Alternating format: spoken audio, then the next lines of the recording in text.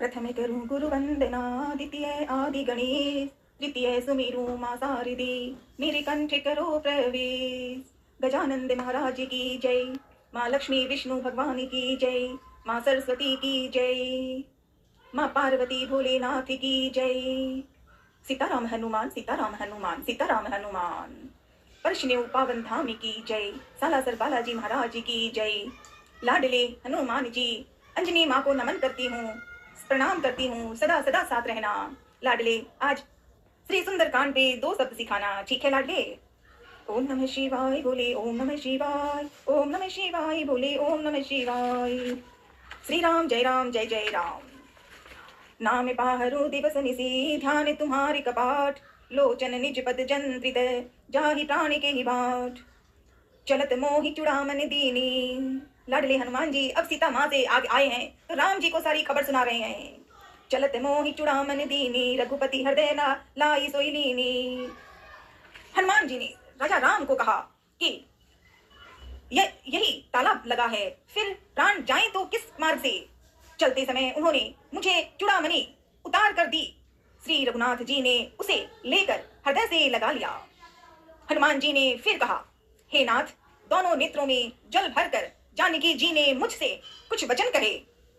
छोटे भाई समेत प्रभु के चरण पकड़ना और कहना कि आप दीन बंधु हैं, शरणागत के दुखों को हरने वाले हैं, और मैं मन वचन और कर्म से आपके चरणों की अनुरागिनी हूँ।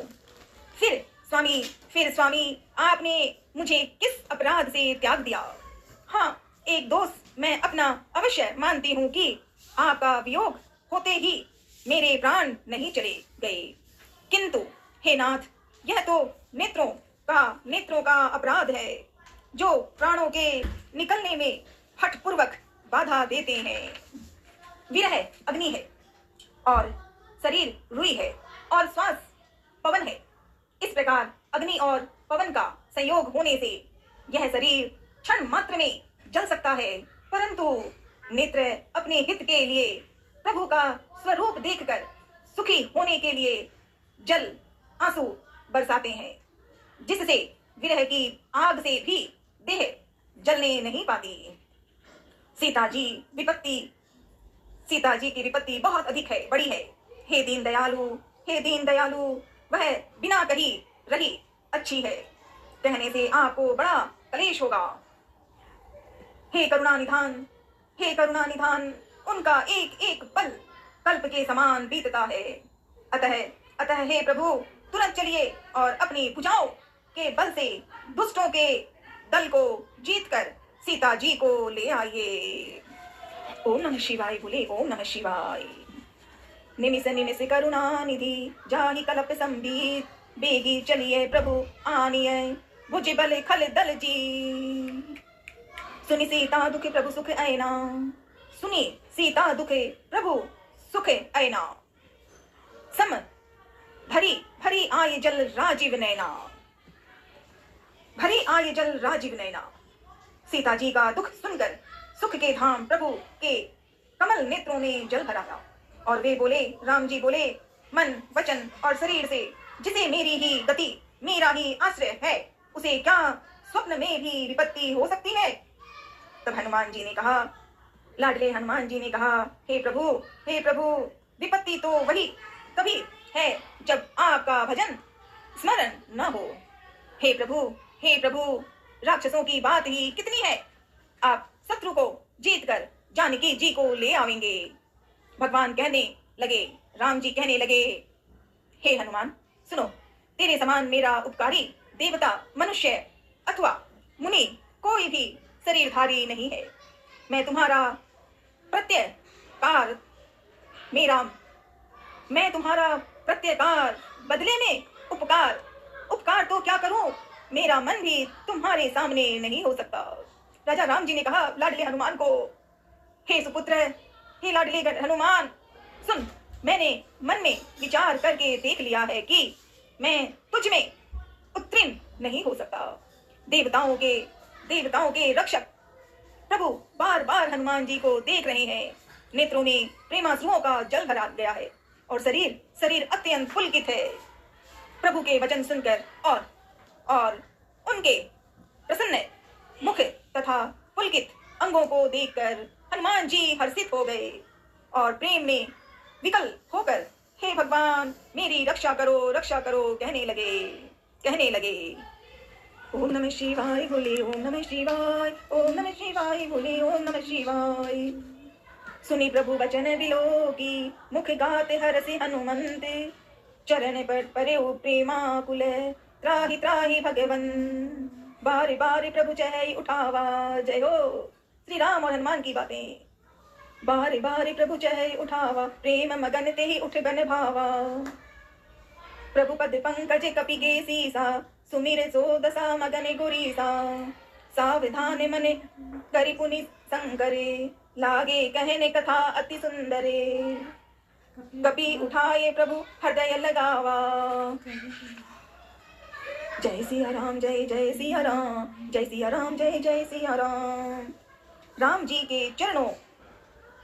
के चरणों में गिर पड़े लाडले हनुमान और कहने लगे प्रभु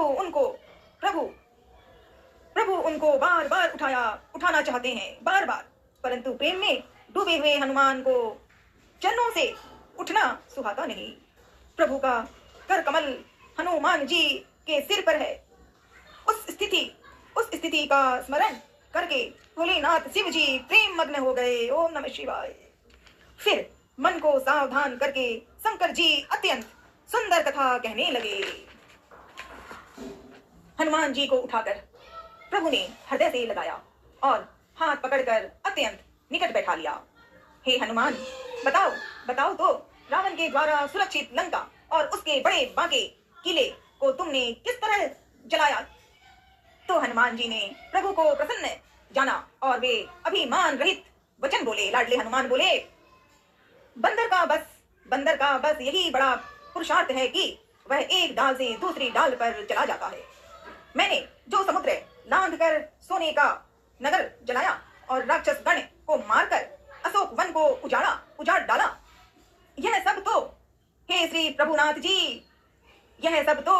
रघुनाथ जी आप ही का प्रताप है। हे नाथ, इसमें मेरी प्रभुता कुछ भी नहीं है। हे प्रभु, जिस पर आप प्रसन्न हो उसके लिए कुछ भी कठिन नहीं है। आपके प्रभाव से रुई, जो स्वयं बहुत जल्दी जल जाने वाली वस्तु है, बड़वा नल को निश्चय ही जला सकती है, अर्थात असंभव भी संभव हो सकता है। श्री राम जय राम जय जय राम, श्री राम जय राम जय जय राम। ता कहूँ प्रभु कछ अगम नहीं, जाक पर तुम्हें अनुकूल, तब प्रभावे बड़वा नलही, जारी सकई खलु तूल।